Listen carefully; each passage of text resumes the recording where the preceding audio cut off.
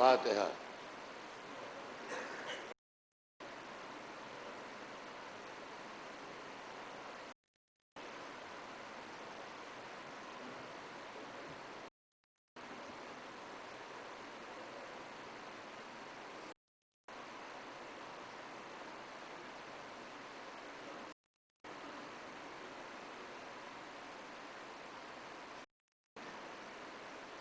أعوذ بالله السميع العليم من الشيطان اللعين الرجيم، بسم الله الرحمن الرحيم، الحمد لله رب العالمين، والصلاة والسلام على سيدنا وشفيعنا أبي القاسم محمد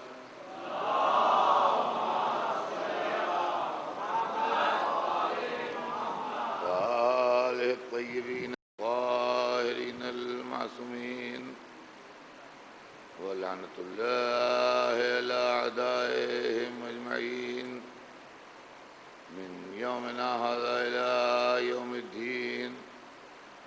أما بعد، فقد قال الله سبحانه تبارك وتعالى في كتابه المبين، وهو أصدق الصادقين: تبارك الذي بيده الملك وهو على كل شيء قدير، الذي خلق الموت والحياة ليبلوكم أيكم أحسن عملا. صلوات بھیجتے ہیں محمد.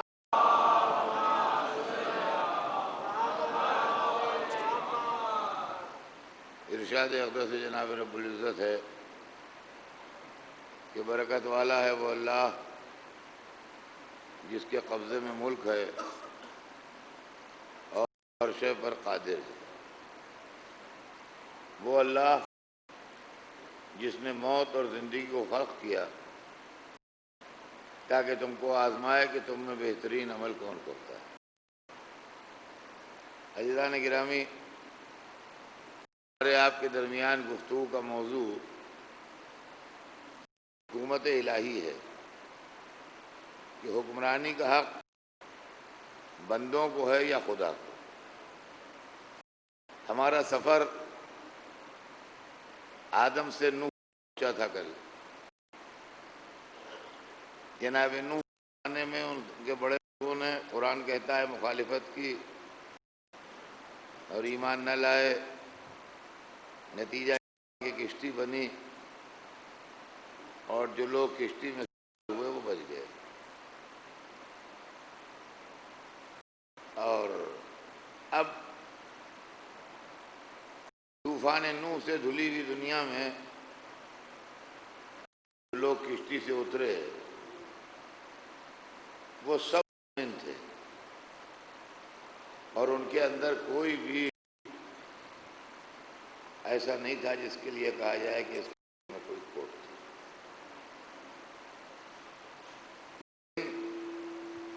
دنیا کی لالچ نے اور اقتدار کی بھوک نے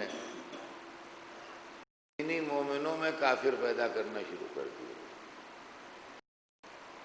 یعنی انہی مومنوں کی نسلیں جب آگے بڑھیں اور انہی مومنوں کے خاندان کے لوگ جب پیدا ہوئے تو آہستہ آہستہ بت پرستی بھی شروع ہو گئی اور آہستہ آہستہ دنیا میں بادشاہ نظام بھی قائم ہو گیا اور آہستہ آہستہ اللہ کی مخالفت بھی شروع ہو گئی. یہاں تک کہ جناب ابراہیم کے زمانے تک آتے آتے یہ وقت آ گیا نمرود جیسا شخص تخت حکومت پہ آ گیا اور کفر اور ضلالت و بتکدے جگہ جگہ بن گئے اور اللہ کی مخالفت شروع ہو گئی. ایسے ماحول میں اور ایسے زمانے میں اللہ نے اپنے نبی جناب ابراہیم کو بھیجا. یہ نبی جو آتے رہے دیکھیے میں جو آپ کو سلسلہ سنا رہا ہوں، اس سلسلے کے اندر آپ ایک چیز کہ حکومت، اقتدار اعلیٰ نبیوں کا حق تھا کہ بادشاہوں کا؟ دنیا نے بعد میں جو طلسم بنائے اور جو فریب گڑھے جس میں لوگ پھنس گئے جال میں، وہ یہ تھا کہ بادشاہت ان کے خاندان میں رہے گی، مولویت ان کے خاندان میں رہے گی، کاروبار کرنے والے یہ خاندان ہوں گے، کھیتی کسانی کرنے والے یہ خاندان ہوں گے، لڑنے والے یہ خاندان ہوں گے۔ انسان کو طبقات میں تقسیم کیا۔ ہندوؤں میں بھی طبقاتی نظام ہے، وہ یہی ہے، اور ذرا فرق کے ساتھ دوسرے ملکوں میں بھی تھا۔ دیوی دیوتا بن گئے، خدا تراش لیے گئے، صنم بن گئے۔ یہ سب اس لیے بنے کہ نبیوں سے لوگ دور ہوئے۔ بت کیوں بنے؟ اور بت کا آئیڈیا، صنم کا آئیڈیا آدمی کے دماغ میں آیا کہاں سے؟ سوال یہ، جب دنیا میں ایک چیز موجود ہی نہیں تھی اور اس کا کوئی ایگزسٹنس نہیں تھا، تو وہ آئیڈیا آیا کہاں سے؟ جب کوئی چیز موجود ہو اس کا آئیڈیا آتا ہے، جو چیز موجود نہیں ہوتی اس کا آئیڈیا نہیں آتا۔ اصل بات کیا ہے، اس کو بڑے غور سے سنیے گا اگر میں اس کو ایکسپلین کر لے جاؤں، لیکن میں ہلکی پھلکی چیزیں پڑھتا ہوں، ہمیشہ کبھی کوئی مشکل چیز نہیں پڑھتا۔ کہ پیغمبروں نے جو تبلیغ کی، غلط لوگوں نے اس کو مس انٹرپریٹ کیا اور اس کی توضیح و تشریح اپنی جہالت کی وجہ سے غلط کی۔ نتیجہ یہ ہوا کہ وہ بگڑے ہوئے تصورات لوگوں کے دماغ میں۔ اب اس کی مثال سنیے آپ، کہ مذہبی کتابیں پرانی آپ پڑھیے، ہندوستانی مذہبی کتابیں، تو اس کے اندر دیوی دیوتاؤں کے بھی تذکرے ہیں۔ یونانی کتابیں دیوی دیوتاؤں کے بھی تذکرے ہیں۔ مصری کتابیں دیوی دیوتاؤں کے بھی تذکرے ہیں، اور ساتھ ہی ساتھ کہیں نہ کہیں پر آپ کو یہ جھلک ملے گی کہ کسی ایک کا بھی ذکر ہے، اور خدا واحد کا بھی تذکرہ کہیں پر ہے۔ چنانچہ میں آپ کی خدمت میں یہ بات عرض کروں کہ آپ نے یہ سنا ہوگا کہ ہندوستان میں آریے آئے، آرین نسل ہندوستان میں آئی، اور یہاں کی جو دراوڑ قومیں تھیں ان کو دبا کے آرینس نے اس پر حکومت کی، آن کے ہندوستان پر، بہت پہلے، حضرت عیسیٰ سے پہلے۔ ہم یہ سمجھتے ہیں کہ یہ آریہ کوئی مذہب تھا، اس کے ماننے والے آئے۔ آریہ مذہب نہیں تھا، آریہ عقیدہ ہے۔ یہ دھوکہ ہے لوگوں کو جو آرینس کا مذہب تصور کرتے ہیں کہ آرین مذہب تھا۔ مذہب کا نام نہیں ہے یہ عقیدے کا نام ہے۔ آریہ، یہ پرانے زمانے میں یہ لفظ جو ہے آریہ، یہ آریہ کا لفظ جو ہے یہ ہے the person who worship one God, who believes in oneness of God۔ وہ آدمی جو اللہ کی یکتائی پر یقین رکھے، وہ آدمی جو ایک خدا واحد کا پرستار ہو، وہ آریہ ہے۔ سمجھے آپ؟ تو وہ قوم جو تھی وہ خدا واحد کی پرستار تھی جو یہاں آئی تھی، لیکن یہاں کے ماحول میں رنگ کے وہ بھی بت پرست ہو گئے اور دیوی دیوتا بنانے لگے، ورنہ وہ لوگ خدا پرست تھے۔ سینکڑوں لفظیں ایسی ہیں زبان کی یہ جو ہم کچھ اور سمجھتے ہیں پرشین لینگویج تھی، اس کے پہلے اولڈ لینگویج تھی، مدر لینگویج پہلوی اور دری، اور یہ ایک الگ مسئلہ ہے، اور یہ مجلس میں پڑھنے والا موضوع نہیں ہے، لنگوسٹکس کا موضوع ہے۔ لیکن یہ کہ سینکڑوں لفظیں ایسی ہیں کہ جو ہم استعمال کرتے ہیں اور ہم سمجھتے ہیں یہ ہندی لفظ ہے، وہ اصل میں پرشین لفظ ہے۔ جی ہاں، ہم سمجھتے ہیں عربی لفظ ہے، وہ اصل میں فارسی لفظ ہے۔ پنڈت، کون کہے گا کہ یہ ہندی لفظ نہیں ہے؟ برہمنوں کو پنڈت کہا جاتا ہے۔ پنڈت پنڈت جو ہے یہ پرشین لفظ ہے، ہندی لفظ نہیں۔ یہ اس زمانے سے لفظ چلا آ رہا ہے۔ یہ اصلاً اوریجن اس کا ہے پند، نصیحت کرنے والا، پند، چنانچہ پنڈے اب بھی کہلاتے، وہ پنڈت ہو گیا۔ اس طریقے سے لوگ سمجھتے ہیں کوئی مذہب ہے، نہیں، وہ خدا پرستی تھی۔ اب یہ یونان میں، ہندوستان میں یا مختلف علاقوں میں یہ بت بنے کیسے؟ یہ بھی سن لیجئے۔ پیغمبروں نے آن کے اللہ واحد کے صفات بیان کیے، وہ علیم ہے، وہ خبیر ہے، وہ جمیل ہے، وہ قہار ہے، وہ جبار ہے، جی وہ حی ہے، یا اللہ کی صفات بیان کیے۔ انسانی جہالت نے صفات کو اللہ سے الگ کر لیا اور صفات پروردگار کو دیوی دیوتاؤں کی شکل میں ڈھال لیا اور لگے اس کی پرستش کرنے۔ سمجھے آپ؟ اب کہیے دیوی دیوتا کیوں بنے؟ اس میں میل و فیمیل کیوں ہو گئے؟ بھئی دیوتا ہی دیوتا بنتے، دیویاں ہی دیویاں بنتی، یہ دیوی دیوتا کیوں ہو گئے؟ ہندی میتھالوجی میں بھی دیوی دیوتا ہیں، اور صاحب یونانی میتھالوجی میں بھی دیوی دیوتا ہیں، اور مصری میتھالوجی میں بھی دیوی دیوتا ہیں، یہ میل فیمیل کیسے ہو گئے؟ اب سنیے، اس کی بھی وجہ سنیے۔ یہ سب میں نے اسٹڈی کر کے سمجھا اس معاملے کو، ہے کیا چکر؟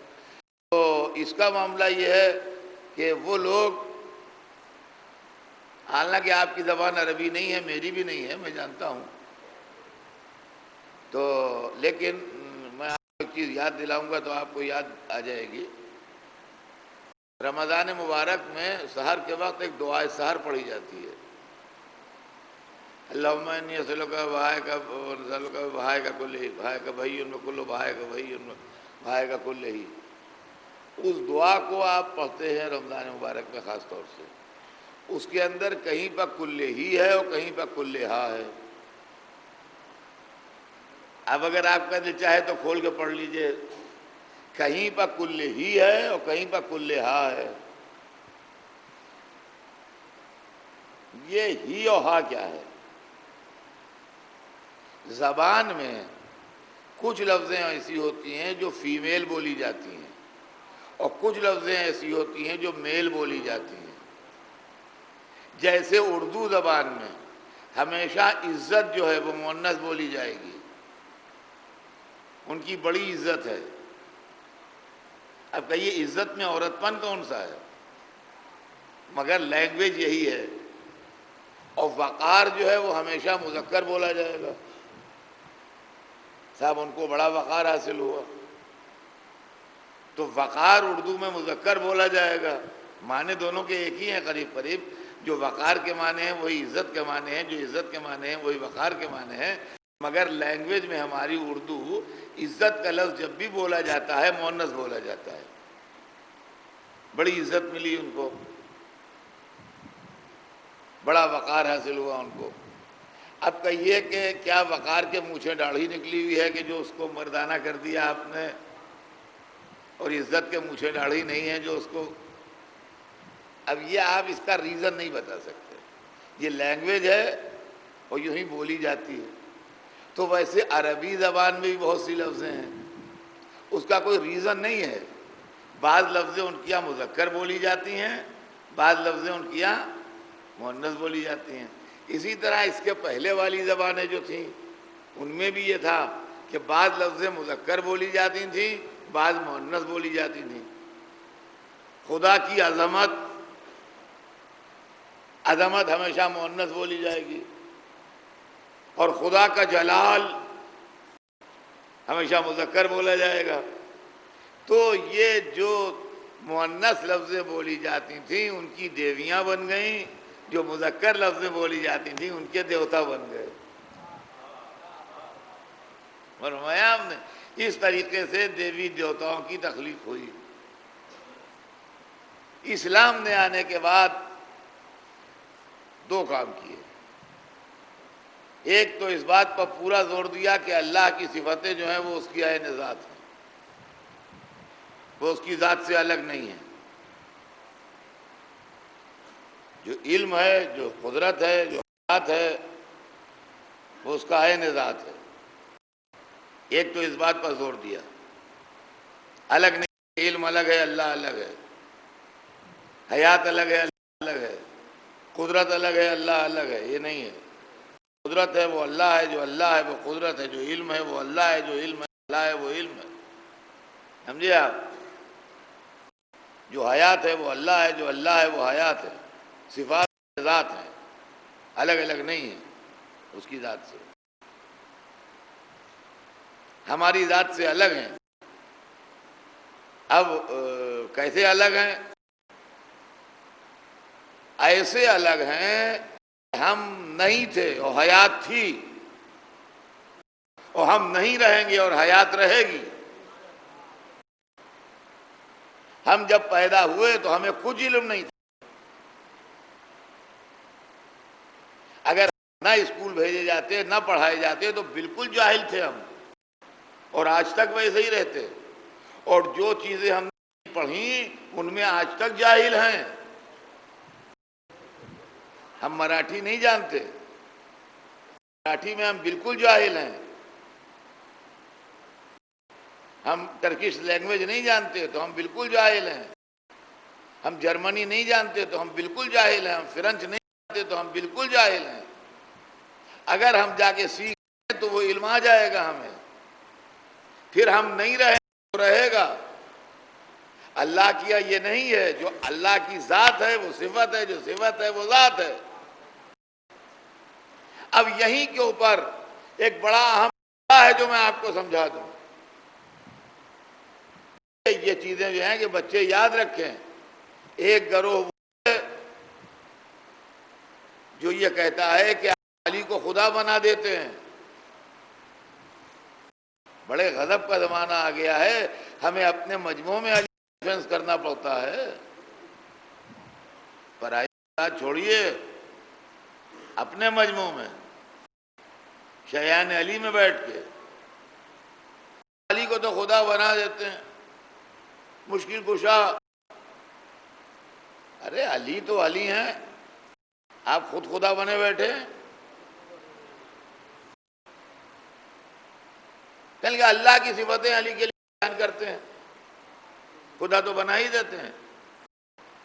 کہتے ہیں رزق بانٹتے ہیں صاحب، رازق تو اللہ. کہتے ہیں مشکل کشا ہیں، ہر مشکل کا حل اللہ کے پاس ہے. یہ کفر نہیں ہے تو اور کیا ہے؟ مولوی لوگ واہ واہ کے لیے حد سے بڑھا دیتے ہیں. لوگ اللہ بلا پر گردن ملا، کہ جو کچھ ہوا ملا کی وجہ سے ہوا. یہ بات نہیں ہے. آپ کبھی ٹھنڈے دل سے سوچئے، آپ خود اللہ بنے بیٹھے ہیں. آپ اپنے کو زندہ کہتے ہیں، ہی ہیں آپ، ہی تو اللہ ہے. آپ اپنے کو عالم کہتے ہیں کہ وہ بہت بڑے عالم ہیں، عالم تو اللہ ہے. آپ اپنے کو عالم کیسے کہتے ہیں؟ ان کے پاس بڑا پاور ہے، بڑا اقتدار ہے. قادر تو اللہ ہے. آپ بندے کو کیسے قادر کہتے ہیں؟ تو اللہ کی صفات آپ بندوں کے لیے استعمال کرتے ہیں کہ نہیں کرتے ہیں؟ لیکن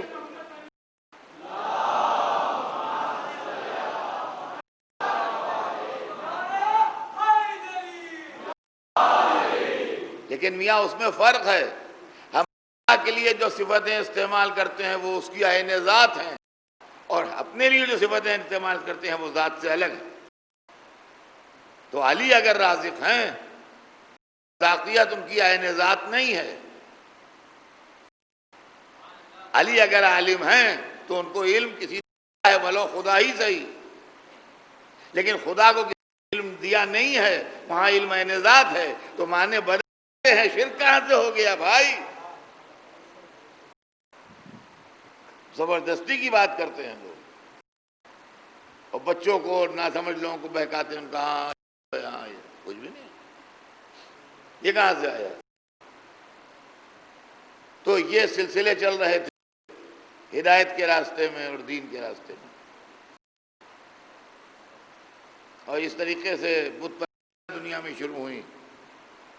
تو اسلام نے آنے کا ایک کام تو یہ کیا کہ ذات بتایا، صفات کو باقاعدہ اس پر زور دیا. دوسرے، اسلام نے مجسمہ سازی روکی. مجسمہ سازی اسی لیے روکی کہ اس کی ورشپ لگے گی، اس کی پرستش ہونے لگے گی.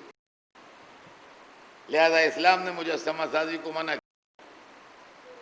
اسی لیے منع کیا کہ لوگ اس کی عبادت و پرستش اور تعظیم نہ کریں.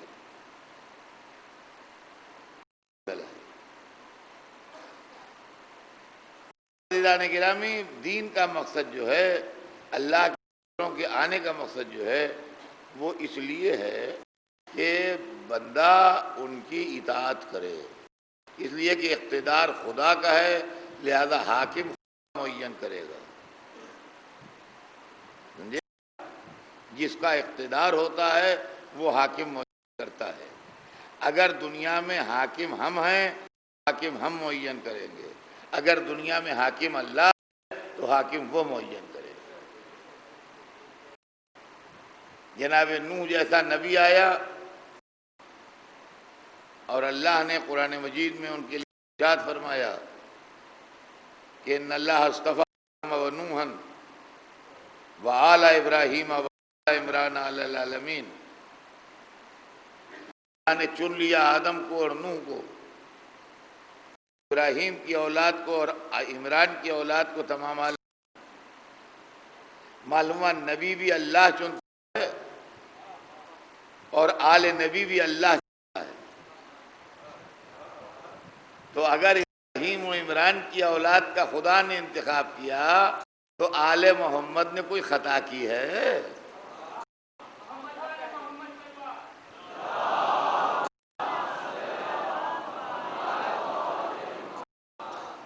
یہ مسئلہ غور طلب ہے.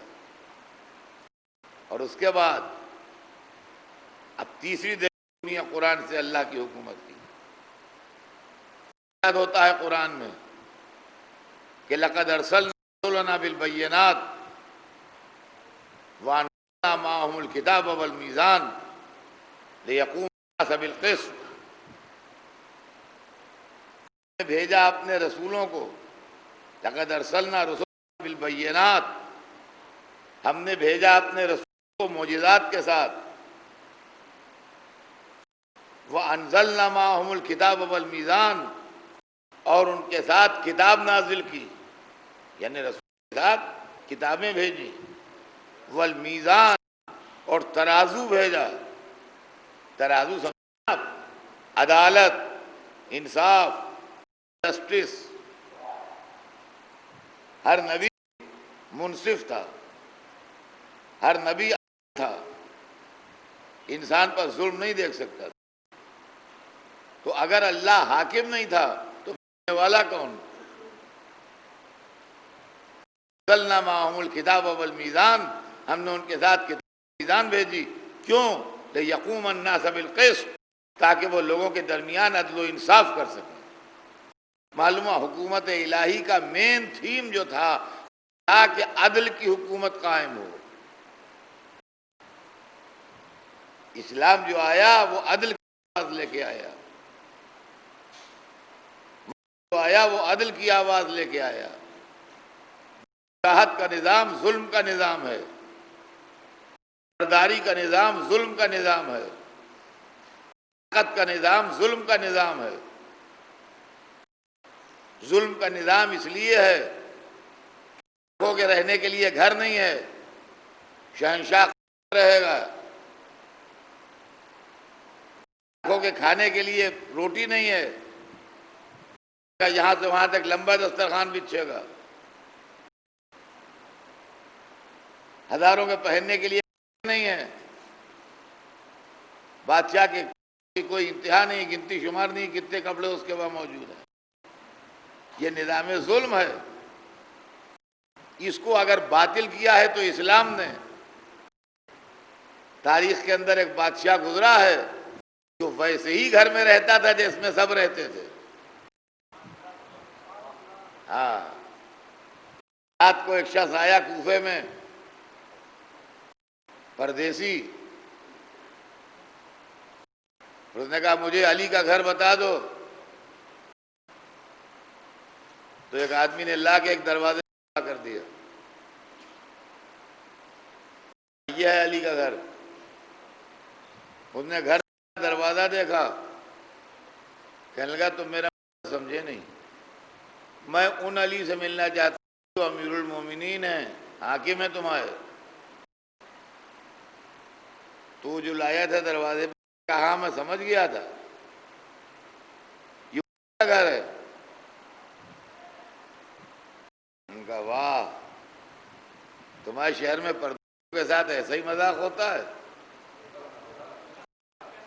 ہم امیر المومنین کا گھر پوچھ رہے ہیں، تم ایک آدمی آرڈینری آدمی کے دروازے پر لائے کھڑا کیے دے رہے ہو؟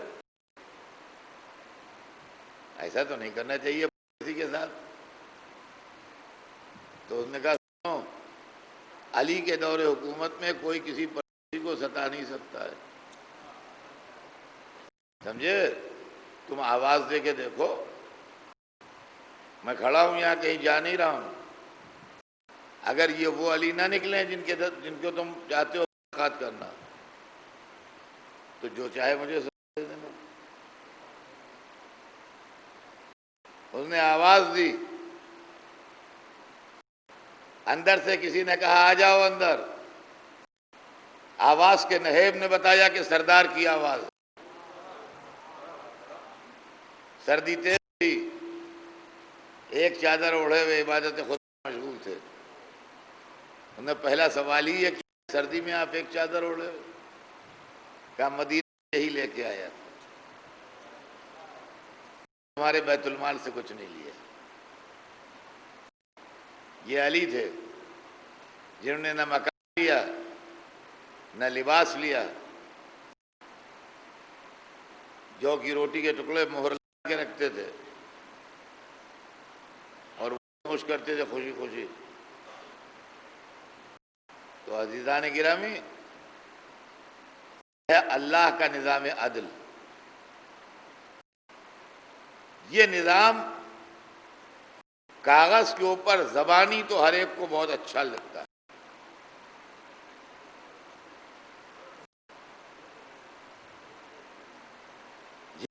پریچنگ کی حد تک تو بہت عمدہ ہے، مگر پریکٹس ہر ایک کے بس کی بات نہیں، سمجھے آپ؟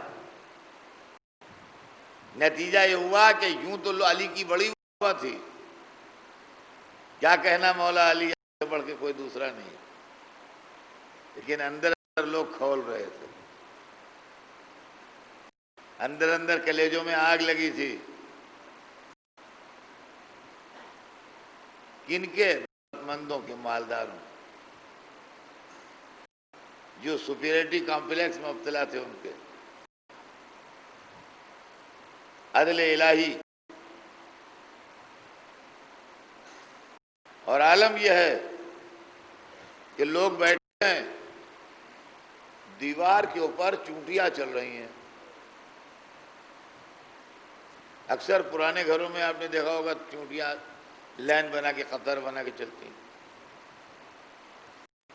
اور بعض زمانے میں وہ اپنی غذا لے جاتی ہیں اپنے ٹھکانوں پہ، تو ہر ایک کے منہ میں ایک اتنا اتنا سا غذا ہے جو وہ لیے جا رہی ہے، اور مولا علی بیٹھے ہیں اور صحابی بیٹھے ہیں آپ کے، اور آپ دیکھ رہے ہیں انہیں، اور کیا کہا سنو، اگر مجھے پوری دنیا کی حکومت بلا شرکت غیرے ملے، کوئی میرا شریک نہ ہو، اور پوری دنیا کی حکومت مجھے دی جائے، اس شرط پر، اس کنڈیشن پر کہ اس میں سے ایک چونٹی کے منہ سے میں دانہ چھین لوں، سب چونٹیوں سے ایک چونٹی کے منہ سے دانہ چھین لوں، تو سنو، میں حکومت کو ٹھوکر مار دوں گا مگر اس کے منہ سے دانہ نہیں چھین۔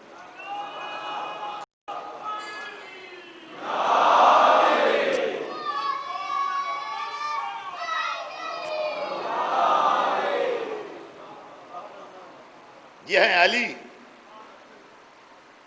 حکومت الہی کے نمائندے۔ اسلام میں نظام عدل تھا، مگر دنیا نے اس نظام کو رہنے نہیں دیا، اور آج کی دنیا میں آپ آنکھیں کھول کے اپنے گرد و پیش کو دیکھیے، اپنے ماحول کو دیکھیے، آپ کی سمجھ میں آ جائے کہ آج دنیا میں جو ڈسٹربنس ہے وہ نظام عدل کے نہ ہونے سے ہے۔ حکومت الہی کا نظام جو عدل کا نظام ہے۔ آج آپ دیکھیے دنیا کو اپنی، اگر آپ اخبار پڑھتے ہیں، اگر آپ ٹی وی دیکھتے ہیں، اگر آپ کو روزانہ کی زندگی سے دلچسپی ہے، تو آپ دیکھیں گے کہ ملکوں میں فساد مچا ہے۔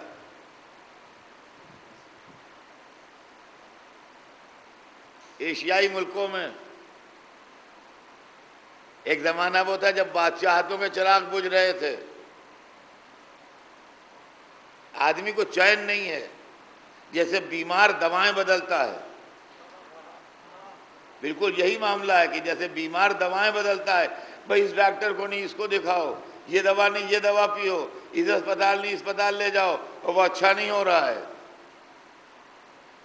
ایک زمانے میں یہ ہماری جوانی میں بادشاہتوں پر زوال آیا، کھٹاکھٹ بادشاہت کے وکٹ گر رہے ہیں، یہ یونان کے بادشاہ گئے، اور یہ افغانستان کے بادشاہ گئے، اور یہ ایران کے بادشاہ گئے، اور یہ عراق کے بادشاہ گئے، اور یہ مصر کے بادشاہ گئے، اور یہ زنجبار کے بادشاہ گئے، اور بادشاہتیں ختم ہو رہی تھیں۔ یہ لیبیا کے بادشاہ گئے، اور سوڈان کے بادشاہ گئے، سمجھے آپ؟ ہمیں یاد ہے، جوانی تھی ہماری، اس زمانے میں مجلسیں پڑھتے تھے، اور تھوڑے دنوں تک لوگوں نے تجربہ کیا، معلوم ہوا جنہوں نے بادشاہوں کو گرا کے عوامی رہنما بن کے حکومت قبضے میں کی تھی، وہ تو خود ہی بادشاہ بن بیٹھے۔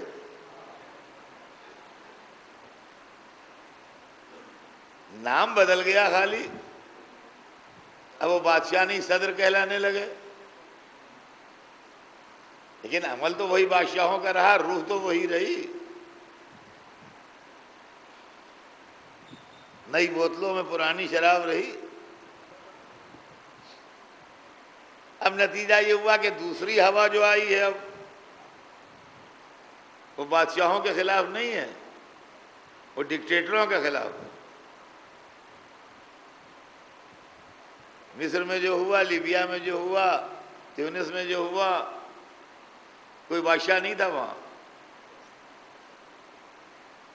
دوسرا معاملہ ہے۔ یہ دوسری لہر ہے، سیکنڈ ویو ہے،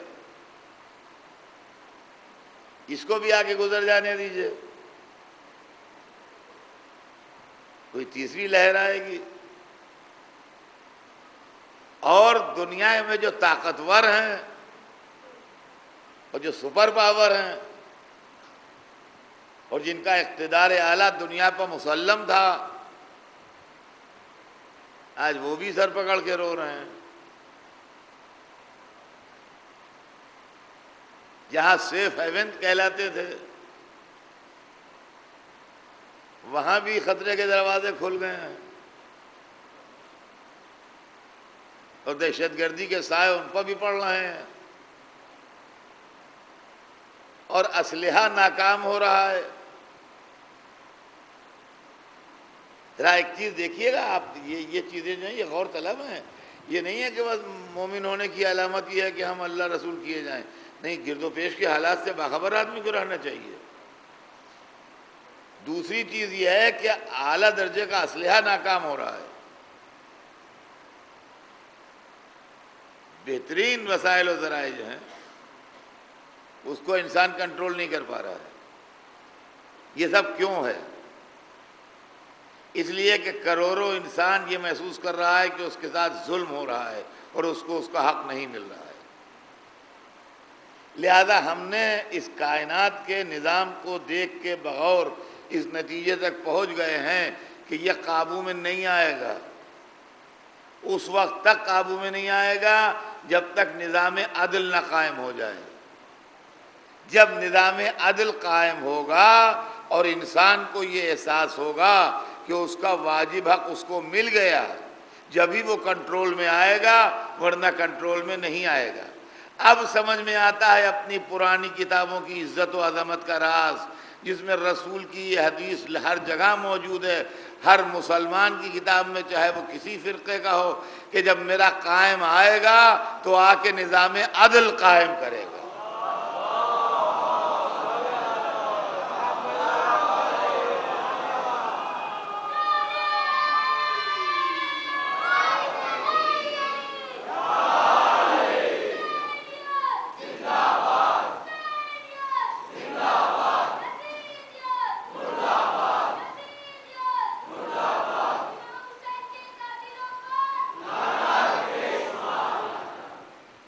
نظام عدل قائم کیا جائے گا۔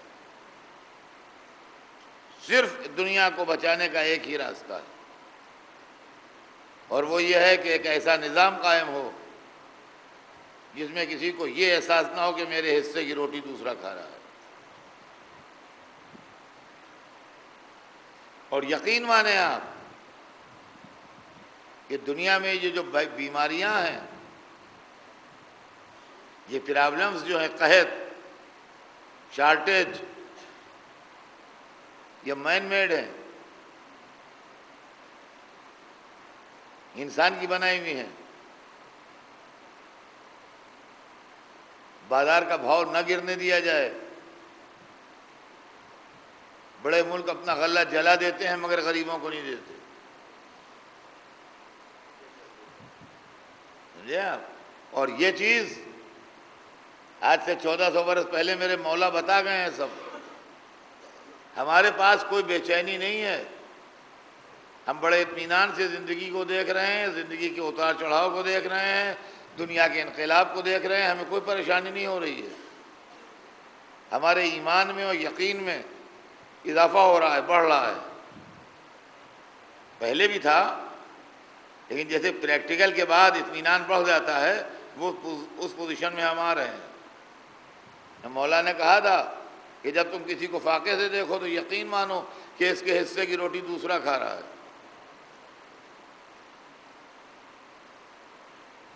تو ایک آدمی 10 روٹیاں نہیں کھا جاتا ہے، روٹیاں نوٹ بن کے تجوری میں پہنچ جاتی ہیں۔ تو نظام عدل قائم ہوگا، اور جب نظام عدل قائم ہوگا تو دنیا میں امن ہوگا، بغیر اسلحے کے امن ہوگا، اس لیے کہ اسلحہ تو ناکام ہو چکا۔ پہلے لوگ ہماری جوانی میں ہم سے بہت پوچھا کرتے تھے، میڈیسن پڑھنے کی وجہ سے کوئسچن ہوتے تھے، ارے مولانا لوگ کہتے ہیں کہ آپ کے امام تلوار لے کے آئیں گے، کیا کریں گے؟ اب تو ایٹمی زمانہ ہے، تلوار کیا کام کرے گی آج کل؟ اب ایٹمی طاقتوں کی رسوائی ہماری نظروں کے سامنے ہے، کہیں جانے کی دیکھنے کی ضرورت نہیں ہے، ہم اپنی آنکھوں سے دیکھ رہے ہیں۔ اور دوسری بات الگ سے کہہ دوں آپ سے کہ ذوالفقار کو دنیا پہچانی نہیں کیا ہے. آپ اس کو خالی تلوار سمجھے. جیسے رسول و آل رسول کو عام آدمیوں کی طرح سمجھے، ویسے علی کی تلوار کو بھی آپ خالی تلوار ہی سمجھے. اب وہ جملہ یاد کیجئے جو جبرائیل نے کہا تھا، بچے کو یاد ہے، لا فتح الا علی لا سیف الا ذوالفقار. کوئی شخص ایسا نہیں جس کو نہ یاد ہو جملہ. لا فتح الا علی لا سیف الا ذوالفقار. فتح عربی میں کہتے ہیں جوان کو. کوئی جوان نہیں ہے سوائے علی کے. سیف عربی میں تلوار کو کہتے ہیں. لا سیف الا ذوالفقار، اور کوئی تلوار نہیں ہے سوائے ذوالفقار کے. تو یہ جملہ شروع میں تو یہی سمجھ میں آیا کہ تعریف میں ہے، یعنی علی سے بڑھ کے کوئی جوان نہیں ہے، ذوالفقار سے بڑھ کے کوئی تلوار نہیں ہے. تو عزیزان گرامی، جب ہم بڑے ہوئے اور سمجھدار ہوئے اور ہم نے اسلامی معاملات پر غور کرنا شروع کیا، اور مجلسیں پڑھنے میں فکر کو درمیان میں لائے، اس لیے کہ ہر روز منبر پر جانا ہے تو ہر روز کوئی نہ کوئی نئی چیز نکالنا پڑتی ہے مجمع کو مطمئن رکھنے کے لیے. تو یہ سوچا کہ بھئی ٹھیک ہے، کوئی جوان نہیں علی کا جیسا، کوئی تلوار نہیں ذوالفقار کی جیسی، مگر یہ تعریف کوئی بڑی گہری تعریف تو نہیں لگی ہمیں کہ جبرائیل جیسا فرشتہ اتنی سی بات کہہ رہا ہو کہ کوئی جوان علی کا سا نہیں ہے، کوئی تلوار ذوالفقار کسی نہیں ہے. اگر بات اتنی سی ہے تو بات اچھی ہے، مگر اس میں ڈیپتھ نہیں ہے، گہرائی نہیں ہے، کوئی سرسری سی بات ہے. یہ کہ سوچتے سوچتے ہم اس نتیجے پہنچے کہ نہیں، یہ جملے جو ہیں یہ سمبالک ہیں، علامتی. جوانی علامت ہے طاقت کی. سنیے، جوانی علامت ہے طاقت کی. بڑھاپا بھی کمزوری کی علامت ہے. ان کا بزرگ ہے، ہاتھ پکڑ لیجئے کتنا پڑھیں. ہم حاجی کندھے پہ ہاتھ رکھ کے آتے جاتے ہیں، اس لیے کہ بوڑھے ہو گئے. اور جوانی میں یوں آتے تھے یہاں. تو جوانی جو ہے وہ علامت ہے طاقت کی، اور بڑھاپا جو ہے وہ ویکنیس، کمزوری. اچھا، بچپن بھی ویکنیس کی علامت ہے. ارے دیکھو بچہ گرنا پڑے، ارے بازو پکڑ لو، دیکھو یہ سیڑھیوں سے اتر رہا ہے، چوٹ نہ کھا جائے. تو بچپن بھی کمزوری کی علامت اور بڑھاپا بھی کمزوری کی علامت. طاقت کا زمانہ جو ہے وہ جوانی. لا فتح الا علی، کوئی جوان نہیں ہے سوائے علی کے.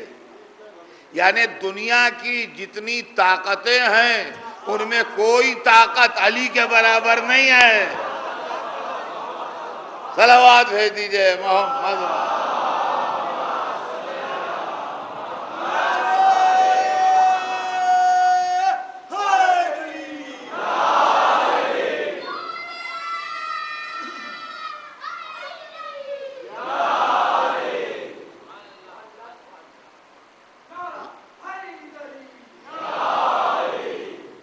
لا فتح الا علی، کوئی جوان نہیں سوائے علی کے. اور آج سے لگ بھگ 1400 برس پہلے جب یہ لڑائی ہوئی ہے جس میں ذوالفقار آئی تھی، جنگ احد، اس زمانے کا سب سے ڈیولپڈ اسلحہ جو تھا وہ تلوار تھی. اسلحے اس زمانے میں بھی تھے، نیزہ تھا، خنجر تھا، تیر تھا، مختلف اسلحے تھے جو استعمال ہوتے تھے، لیکن سب سے ڈیولپڈ اور سب سے ایڈوانس اسلحہ جو تھا اس زمانے میں وہ تلوار تھی۔ لہذا لا سیف الا ذو الفقار، کوئی اسلحہ دنیا میں ذو الفقار سے بڑھ کے نہیں ہے۔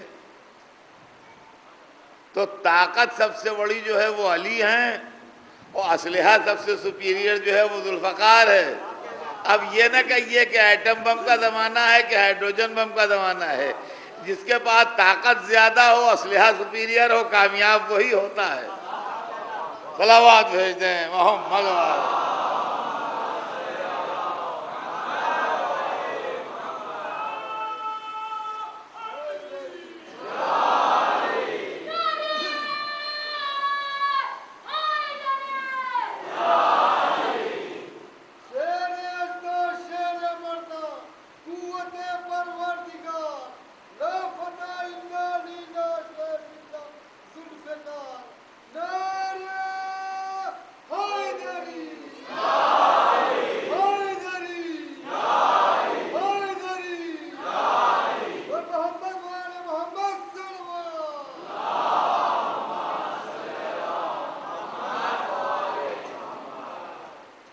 تو عزیزان گرامی،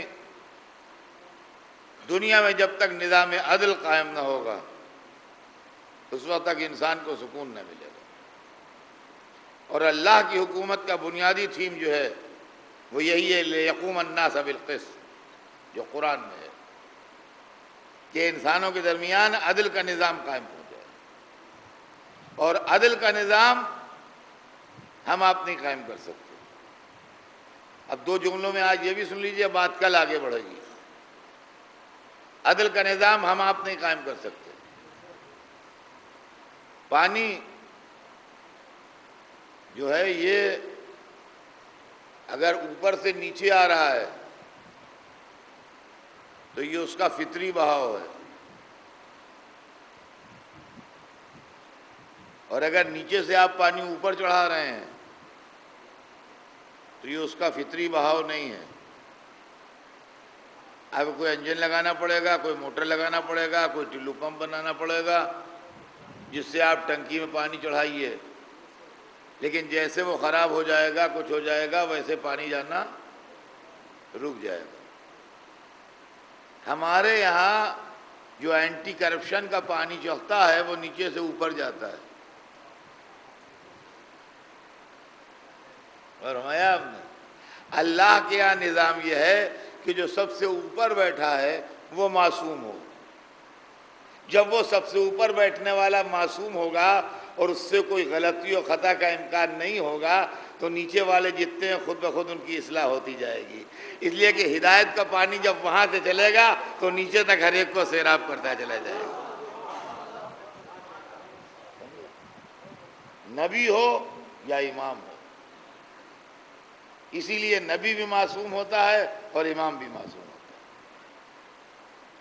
جس کو اللہ ہیڈ آف اسٹیٹ بناتا ہے، جس کو اللہ سب سے بڑا عہدہ دیتا ہے، اس کو معصوم بناتا ہے، تاکہ جب سب سے اوپر وہ بیٹھے گا جہاں امکان خطا نہیں ہے تو چھوٹے موٹوں کی خطائیں جو ہیں وہ خود بخود کم ہوتی جائیں گی اور خود بخود گھٹتی جائیں گی، اور ان کی تربیت نفس ہوتی جائے گی اور ان میں پاکیزگی پیدا ہوتی جائے گی۔ ورنہ چھوٹے موٹے یہ دیکھتے ہیں کہ وہ بڑے والے تو مزے کر رہے ہیں، ہم مصیبت جھیل رہے ہیں، لہذا جہاں موقع ملے وہیں ایک ہاتھ تم بھی دکھا دو۔ یہ ہے حضور آج دنیا کی پرابلم اور یہ ہے دنیا کی مصیبت۔ بات اس سلسلے میں کل آگے بڑھے گی، آج تو اتنا کہ وہ دین جو عرب کے اس ماحول میں آیا تھا جہاں دنیاوی عیش و عشرت کا کوئی سامان نہ تھا، 50 برس کے اندر ایران، شام، مصر کی دولت نے مل کے مسلمانوں کے مزاج میں اتنی دولت پرستی پیدا کر دی کہ وہ نہ رہے جو رسول چاہتے تھے۔ لوگوں نے اپنے اوپر حکومت کے دروازے کھول لیے اور علی کو گھر میں بیٹھنے پر مجبور کیا۔ علی طاقت استعمال نہیں کر سکتے تھے، اس لیے نہیں کر سکتے تھے کہ لا اکراہ فی الدین، دین میں جبر نہیں ہے، مار مار کے دیندار نہیں بنایا جاتا، گلے پر چھری رکھ کے کلمہ نہیں پڑھوایا جاتا۔ امام حسین بھی اپنے ساتھ لے گئے تو زبردستی نہیں لے گئے۔ مدینے میں جو پہلا خطبہ پڑھا ہے اور پہلی گفتگو کی ہے وہ یہی تھی۔ ہر ایک اس کو نہیں سمجھ پایا، لیکن علی کے بیٹے محمد حنفیہ سمجھ گئے۔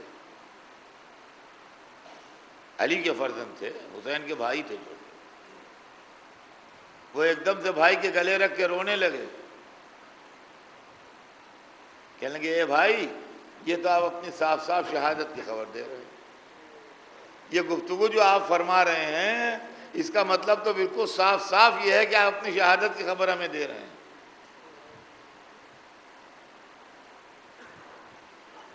کہا جو اللہ کی مرضی ہے وہ ہوگا۔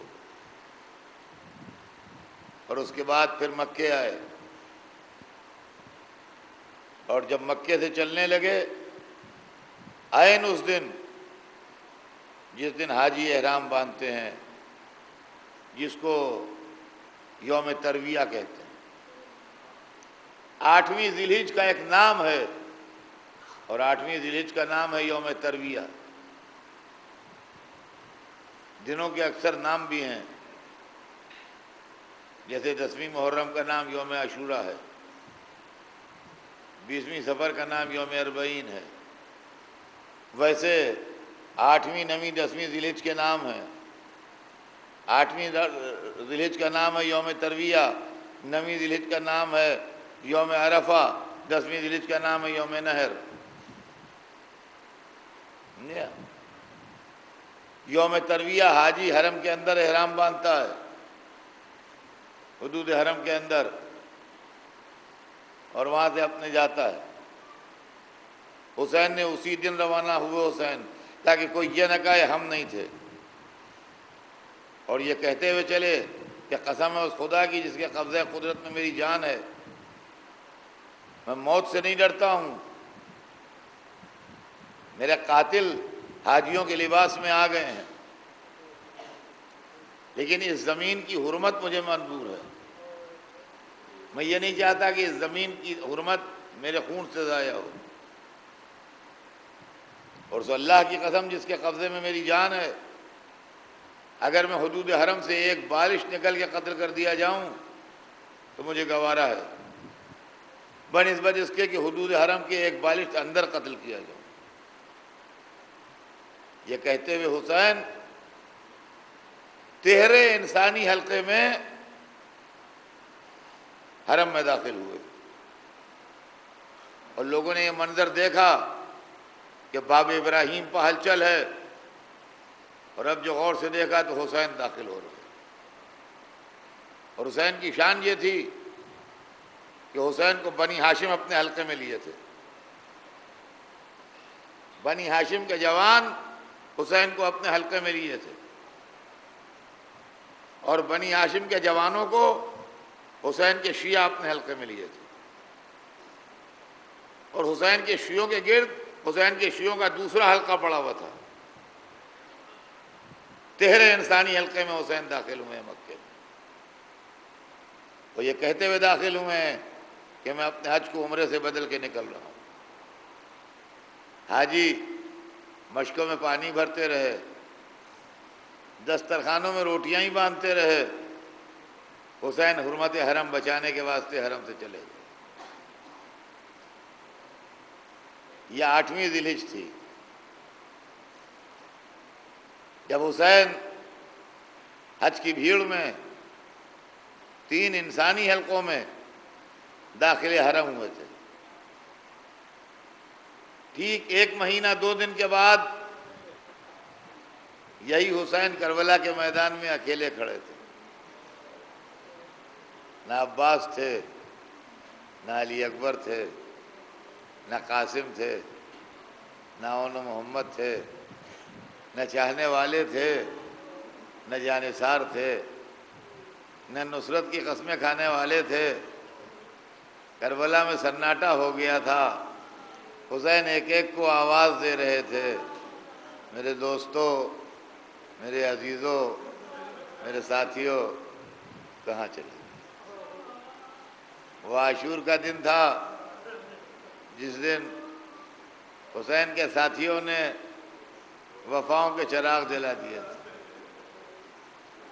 روایت بتاتی ہے کہ ایک وقت وہ بھی آیا کہ جب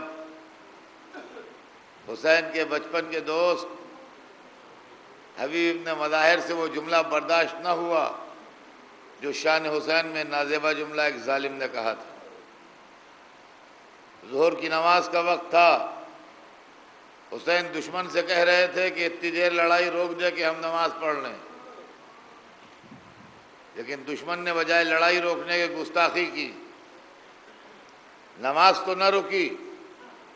سعید ابن عبداللہ اور زہیر قین سینہ تان کے آگے کھڑے ہو گئے، کہا مولا نماز پڑھیے، ہم سینے و تیر روکیں گے۔ دشمنوں نے تیروں کی بارش کی، سعید و زہیر پتھر کی دیواریں بن کے کھڑے ہو گئے حسین کے سامنے، جو اپنے سینوں پر تیر کھاتے رہے۔ لیکن جو گستاخی و بدتمیزی ہوئی تھی وہ حبیب سے برداشت نہ ہوئی۔ تیر کی طرح صف سے نکلے اور جا کے حسین ابن نمیر ملعون پر حملہ کیا، اور روایت بتاتی ہے کہ پہلے وار میں وہ گھوڑے سے گرا، اتنا زوردار حملہ تھا۔ اور کہا ما تقول یا ابن فائلہ، اب بد کردار ماں کے بیٹے کیا بک رہا ہے؟ اور یہ کہہ کے حسین کو آواز دی، یہ نماز جنت میں ہوگی۔ جنت میں ہوگی یا نہیں ہوگی وہ تو الگ بات ہے، لیکن یہ نماز محبت پڑھ رہا ہے۔ ادھر حسین نماز پڑھتے رہے، ادھر حبیب جہاد کرتے رہے، یہاں تک کہ ادھر حسین کی نماز تمام ہوئی، سعید کے سینے میں 17 تیر پیوست ہو گئے۔ حسین کو دیکھا، ہوش حواس سب درست، اپنے وجود کا احساس ہی نہیں۔ کہا رضیت یا ابا عبداللہ، اے ابو عبداللہ مجھ سے راضی ہوئے آپ؟ فرمایا ہاں میں تجھ سے راضی ہو گیا۔ بھائی اتنا سننا تھا کہ بس گرے اور روح جن سے مفارقت کر گئی۔ حسین میت پر بیٹھ گئے، ایک ایک تیر سینے سے نکالا۔ میں کہوں گا حبیب سینے سے تیر نکل رہے ہیں سعید، کہ دل سے ارمان نکل رہے ہیں؟ یہ حسین کے ہاتھ کہاں نصیب، مگر مولا یہ امتحان ظہر ہے، جب سینے سے تیر نکالے جا رہے ہیں۔ امتحان اثراتے آتے مسئلہ کچھ سخت ہو گیا، علی اکبر کے کلیجے سے برچھی نکالی، علی اصغر کے گلے سے تیر نکالا، سیدہ کا لال اپنے دل کے ٹکڑوں کو اللہ کی بارگاہ میں قربان کر رہا۔